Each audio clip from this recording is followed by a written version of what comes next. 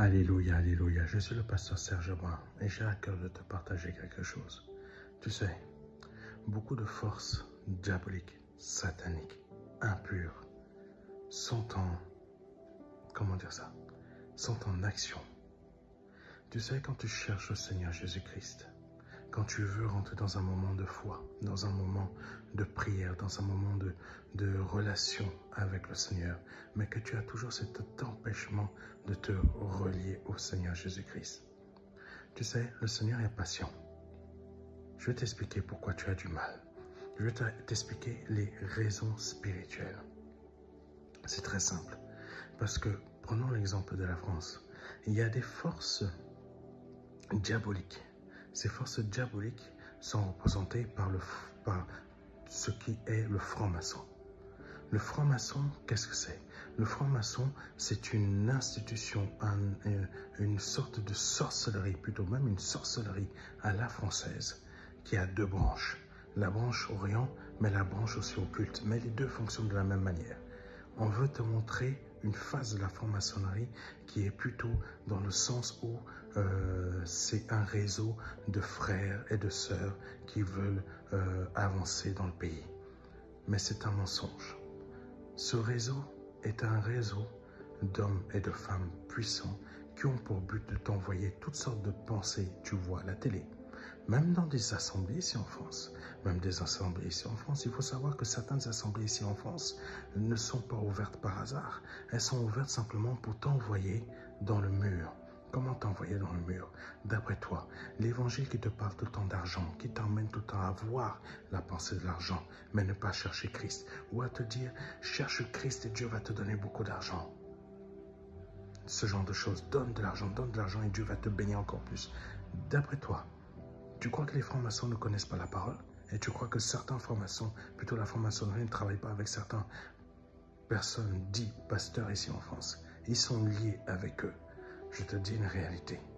Et tout ce qui circule dans ce pays francophone, la France ou en Guadeloupe, etc., toutes les pensées qui t'emmènent tout le temps à voir que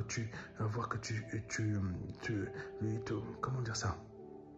Tu n'arrives pas à t'en sortir, ton frigo est vide, etc. Pour t'emmener toujours à voir que ton frigo est vide, pour t'emmener toujours à voir que tu n'as pas d'argent, tout le temps pour t'emmener à voir ci, à voir ça. Pour concentrer spirituellement tes pensées, c'est la partie spirituelle de ton aide. Pour concentrer tes pensées sur tout ce qui est financier, manque de ci, manque de ça. Et tout cela, ce que tu ne te rends pas compte, c'est que ce sont des pensées, des attaques spirituelles. En fait, c'est pour amener tes pensées à adorer d'autres choses spirituellement que Dieu. Donc, quand tu bloques tes pensées, tu laisses tes pensées être dans un état de ce type où les francs-maçons veulent t'emmener, excuse-moi, c'est la réalité, tu ne chercheras pas à prier. Tu ne chercheras pas à briser ces entités maléfiques qui rentrent dans ton esprit par toutes sortes de pensées. D'après toi, pourquoi en Guadeloupe, LKP ne fonctionne plus vraiment? Pourquoi, quand en Guadeloupe, quelqu'un veut se lever, on fait tout pour l'abattre? Ben, c'est les francs-maçons. Les francs-maçons avec leurs pensées occultes, les francs-maçons avec leurs pensées diaboliques. Tu sais, si tous les Guadeloupéens faisaient exactement ce que je leur dis, c'est-à-dire quoi? Commencer pas à rentrer dans une religion, mais à rechercher Dieu, comme je le dis assez souvent. Rechercher Jésus-Christ dans le sens où on se met tous ensemble pour rentrer dans une communication, dans une relation personnelle avec Christ.